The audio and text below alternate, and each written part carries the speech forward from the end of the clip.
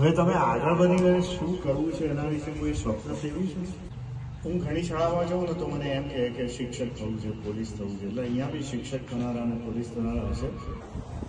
Police આપણે જેટલું ધ્યેય ઊંચું રાખીશું ને એટલું પામી શકીશું.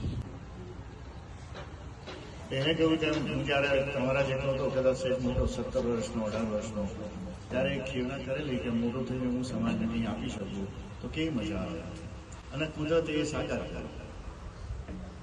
એમ તમે બી અત્યારથી ડૉક્ટર થવાનું, એન્જિનિયર થવાનું અને આજકાલ તો કેટલા બધા ક્ષેત્રો ખુલી ગયા છે. તમે એક સ્વપ્ન જોતા છો એ બહુ જ અગત્યનું છે. અને સ્વપ્ન જોવું અગત્યનું છે પણ એની સાથે સાથે પછી એ સ્વપ્નને સાકાર કરવા માટે પૂરા દિલથી બધાથી મહેનત કરી એની પાછળ મચ્યા રહેવું એટલું જ જરૂરી છે.